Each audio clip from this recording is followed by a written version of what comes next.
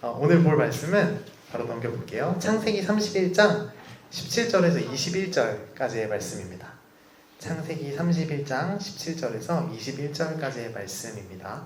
우리 앞에 보시고 다 함께 봉독하도록 하겠습니다.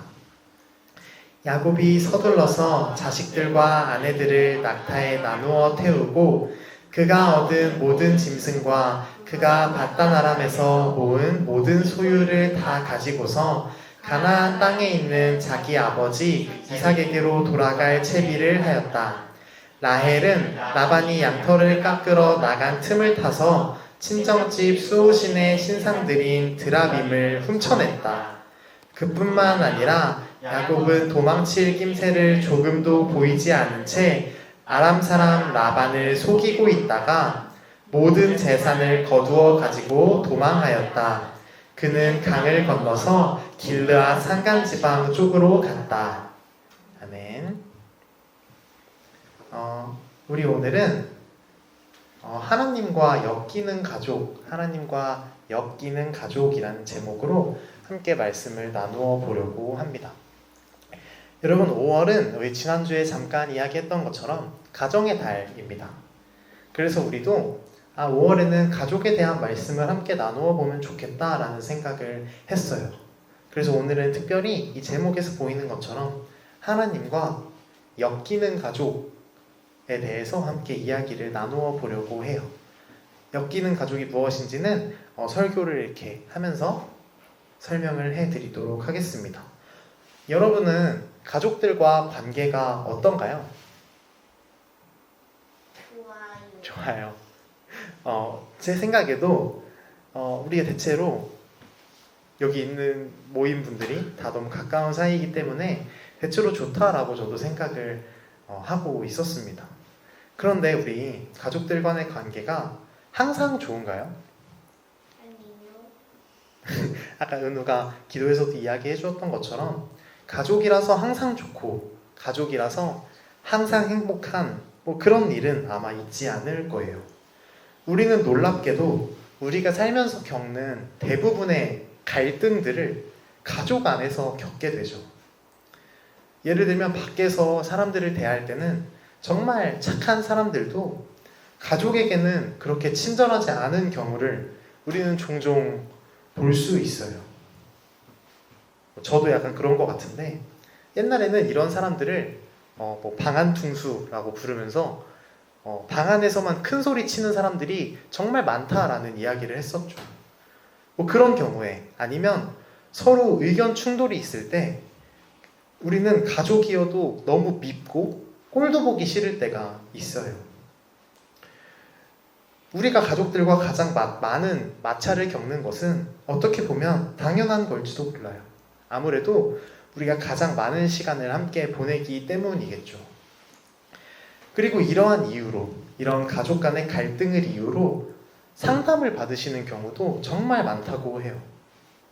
그러다 보니까 이 상담 안에서도 가족 상담이라는 분야가 정말 많이 발전을 했죠. 그리고 오늘 우리가 함께 살펴볼 이 엮이는 가족이라는 용어도 가족 상담에서 나온 단어예요. 우리 엮이는 가족이라고 하면 어떤 가족일 것 같나요? 이 단어가 주는 이미지가 어떤 가족일 것 같나요? 한 거를 내가 한 거를 역으로 한다? 역으로 한다? 맞아요. 비슷한 단어예요. 그래서 저 단어를 조금 더 쉽게 길게 풀어서 보자면 제대로 기능을 하지 않는 가족, 고장난 가족 정도로 해석할 수 있어요. 정상적인 이 순기능을 하지 못하는 가족을 엮이는 가족이라고 하는 거죠. 즉, 가족이라는 공동체가 마땅히 해야 할 역할을 잘 하지 못하여서 그 구성원들에게 해를 끼치는 가족을 의미해요. 처음 저 용어가 사용되었을 때는 가족 안에 알코올 중독자가 있거나 가정폭력을 행사하는 사람이 있거나 이런 몇 가지 경우에만 저 용어가 사용되었어요. 그런데 시간이 갈수록 그냥 어떤 이유에서건 많은 갈등이 있는 가정, 서로의 관계에서 어려움을 겪는 가정을 크게 엮이는 가족이라고 이렇게 우리는 부르게 되었죠. 그럼 저 엮이는 가족들은 어떤 특징을 가지고 있을까요? 이 가족 상담에서 말하는 특징들이 있어요. 시우는 뭐가 있을 것 같아요? 그 아까 전에 선생님이 말했던 네. 것처럼 밖에서는 뭐 착한다? 그런데 집에서 가면은 갑자기 180도 성격이 네. 360도 바뀌어서 이렇게 한다? 바뀌어가지고 그 엄청 그거 싸운다? 싸운다? 싸운다도 포함되어 있어요. 첫 번째 특징은 공감과 이해 부족이에요. 가족 안에 공감과 이해가 부족해지는 거예요. 두 번째는 개인의 울타리를 존중하지 않게 돼요. 그리고 개인의 울타리가 형성되지 못하고 이렇게 실종되는 모습들이 그 엮이는 가족 안에서 벌어지게 되죠. 세 번째는 갈등 상황에서 극단적인 행동들을 하는 특징이 있어요. 그리고 마지막으로 출생 순서, 성별, 나이, 가족 역할, 능력, 인종, 신분 등으로 인해서 겪는 불평등이 생기게 되죠. 이 정도가 엮이는 가족들의 일반적인 특징이에요. 이렇게 본다면 정말 우리가 여기에서 자유로울 수 있는 가족은 많이 없겠다라는 생각이 들어요. 우리도 삶을 살다 보면 가족들 사이에 이해가 부족할 때도 있고 갈등 상황에서 싸움이라든지 극단적인 행동으로 이 갈등을 해결하려고 하는 모습들도 보이게 되죠. 그리고 우리의 가족 안에서도 보이지 않지만 많은 이유로 인해서 겪는 불평등한 일들이 없지 않을 거예요. 즉 우리는 크든 작든 엮이는 가족의 모습을 조금씩 가지고 있고 모든 가족은 이 엮이는 가족이 될 만한 씨앗을 가지고 있다라고 생각해요. 그래서 이 엮이는 가족이라는 개념은 우리가 가족 안에서 가지고 있는 약간의 불안이기도 하고 우리가 가족이랑 관계를 맺을 때 어려운 점이기도 하죠. 그런데 여기서 더 심각한 것은 우리가 자주 이야기하듯이 이제 우리의 세상에서 우리가 살고 있는 세상에서 가족이라는 것이 단지 엄마, 아빠, 나, 동생 정도로 이렇게 경계에 지어지지 않는다라는 거예요. 가족에도 정말 많은 형태의 가족들이 생겼죠. 아이가 없는 가정도 있을 수 있고 결혼은 하지 않았지만 서로를 아껴주는 마음으로 지내는 그런 가족들도 있어요. 한때는 이 가족들에 대해서 이야기를 하면서 동성 커플이라든지 간헐적 가족이라는 단어들이 한참 키워드가 되기도 했었죠. 지금 이야기하자니 다 생각이 나지 않을 정도로 많은 형태의 가족들이 우리 주변에는 생겨났어요. 이렇게 혈연으로 이어진 관계가 아니어도 심지어 우리가 기르고 있는, 우리와 함께 살고 있는 반려동물조차도 우리는 이제 가족으로 생각하고 있죠. 과거에는 이런 말도 있었어요. 피는 물보다 진하다. 이렇게 이야기하면서 이 혈연과 가문이라는 것을 중요시했다면 요즘에는 가족의 범위가 확실히 넓어졌다라는 생각을 하죠. 우리 모두도 가족과 비슷한 관계, 가족과 굉장히 유사한 관계를 모두 하나씩 가지고 있다 싶어요.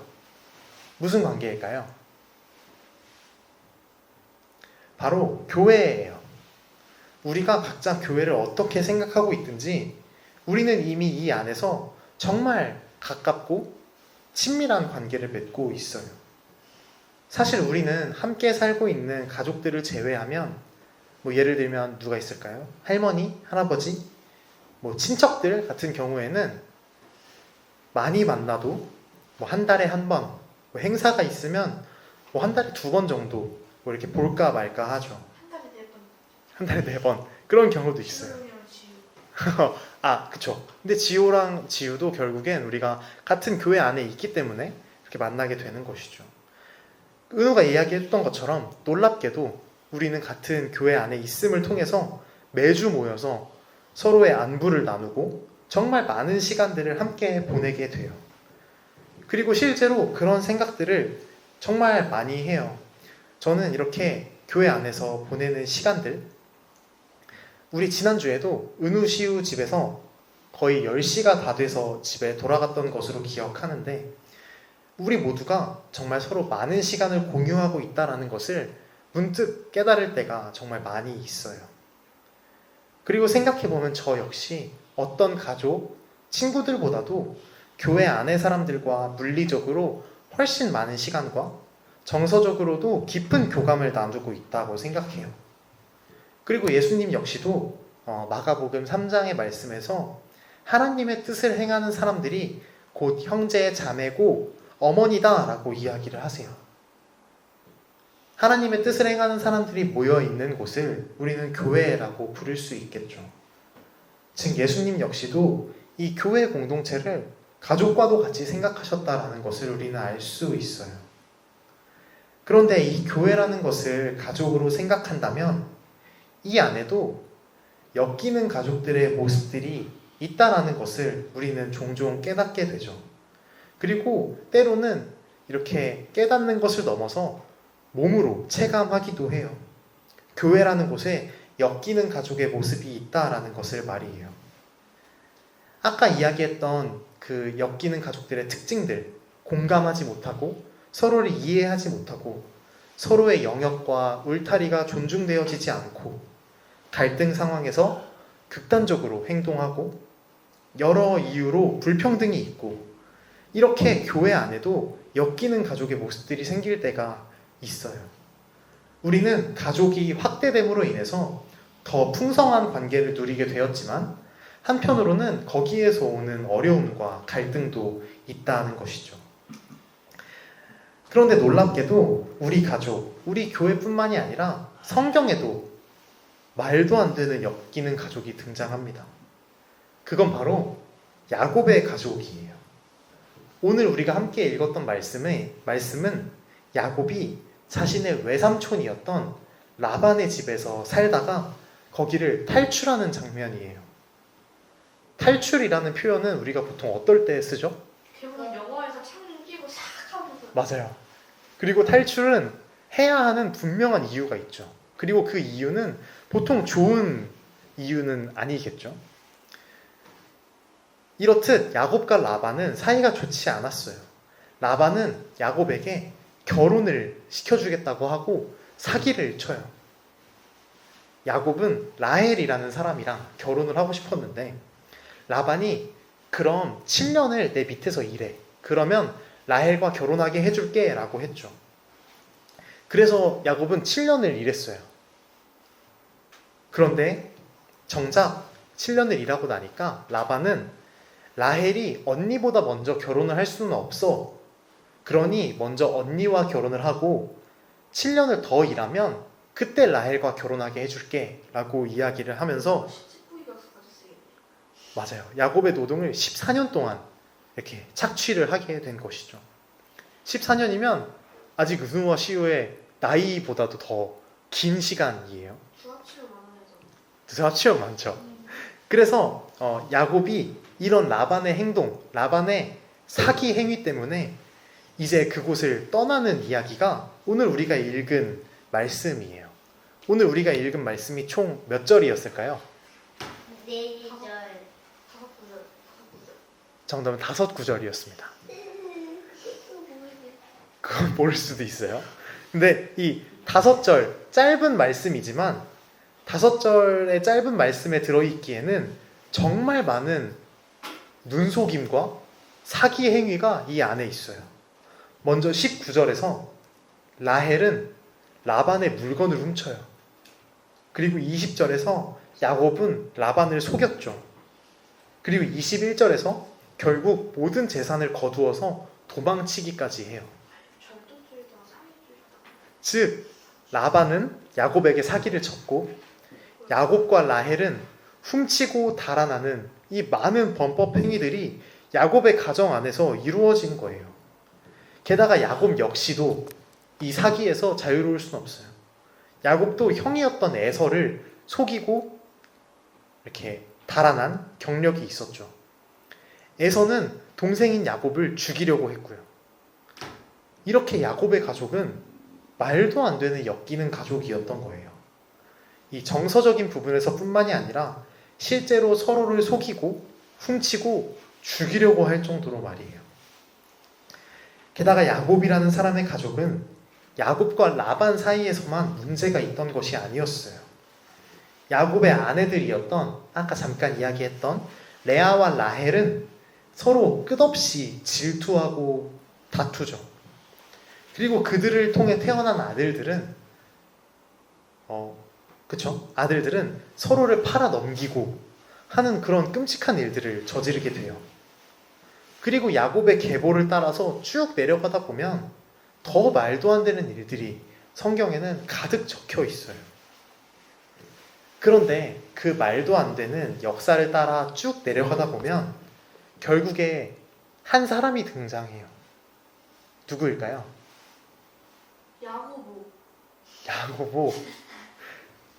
야곱과 이름이 비슷해서 그런 건가요? 야시여가지고. 야씨여가지고 야곱은 야씨가 아니었어요. 그래서 놀랍게도 야씨가 아닌 예수님이 등장하게 됩니다. 이거 예상을 했는데 진짜였다니. 이 마태복음 예수님은요? 야곱의 계보를 쭉 내려가면 이 예수님이 등장하게 돼요. 마태복음 1장에는 예수님의 계보가 나오게 되는데 누구와 누가 결혼해서 누구를 낳았다. 또 누구와 누구와 결혼해서 누구를 낳았다 하면서 예수님이 태어나기까지의 족보를 설명하는 거예요. 그 계보를 보면 정말 많은 이 엮이는 가족들이 있어요. 오히려 놀라워요. 예수님께서 이 가족들을 통해서 이 땅에 오셨다라는 것이 정말 놀랍고 경이롭게 느껴지기도 하죠.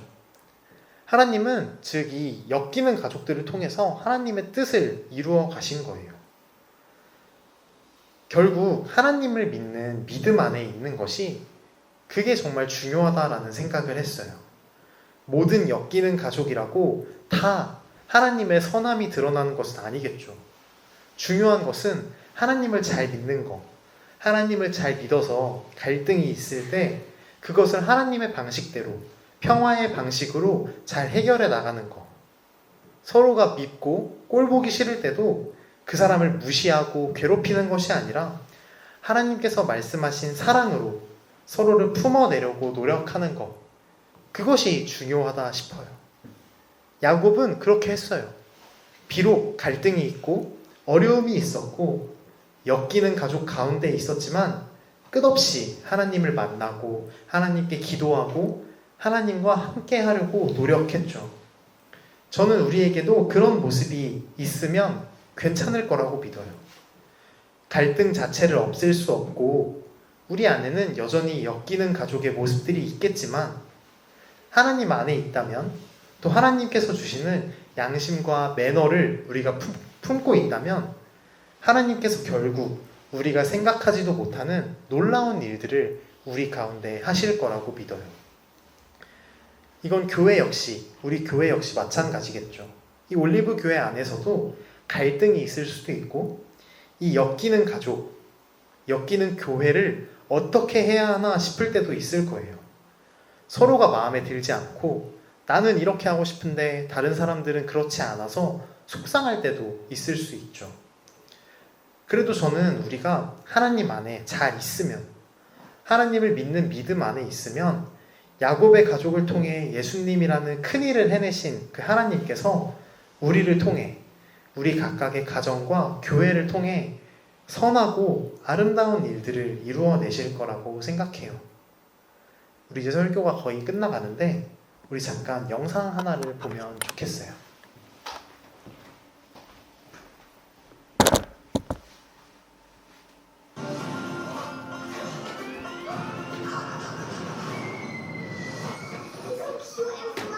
He is your responsibility. Got it. We promise. Yeah. Down from there. No. Control him. Hey, what are you doing?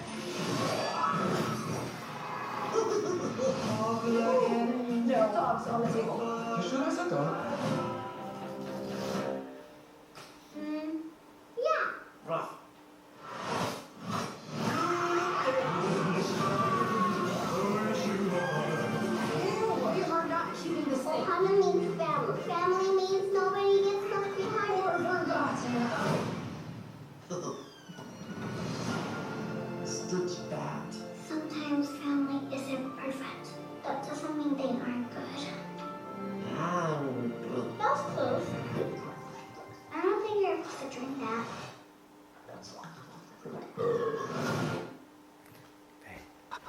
여기까지입니다.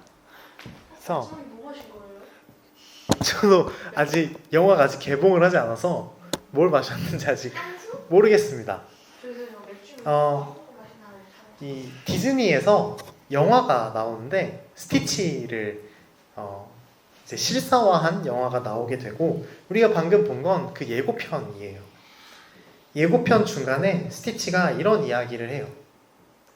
스티치 나빠라고요. 스티치는 외계인이었고 이 사람들 사이에 끼어서 살기에는 무언가를 파괴하고 싶고 괴롭히고 싶은 본능이 있는 그런 생명체였어요. 그래서 스티치 나빠라고 하죠. 자신을 자책하는 거예요. 그런데 릴로는 아까 그 여자아이 이름이 릴로인데 가족도 완벽하지 않을 때가 있다고. 그런데 그것이 나쁘다는 뜻은 아니라고 이야기를 해요. 저는 저 말이 맞는 말인 것 같아요. 가족도 교회도 완벽하지 않죠. 이런 이야기를 해도 당장 우리는 서로에게 또 실망하고 지치고 마음이 어려울 때도 있을 거예요. 그러나 그 문제들이 법적으로 처리를 해야 하는 상황이거나 당장 탈출해야 하는 그런 위급한 상황이 아니라면 우리 포기하지 않았으면 좋겠어요. 그냥 교회고 뭐고 가족도 우리 혈연 가족 외에는 뭐 가족이고 뭐고 그냥 나만 잘 살면 되지라고 생각하지 않았으면 좋겠어요. 갈등이 있는 것은 당연한 걸지도 몰라요. 야곱의 가족도 그랬으니까요. 우리가 그 갈등을 우리의 손으로 풀어가려고 한다면 어렵겠지만 하나님께서 도와주실 거예요. 마지막으로 한마디를 하고 설교를 마치려고 합니다. 저는 이 엮이는 가족을 계속 발음하면서 한 가지 생각을 하게 됐어요. 저는 이 엮이는 가족의 문제가 하나님과 엮이는 가족이 된다면 해결될 수 있다라고 생각합니다. 우리 함께 기도하겠습니다.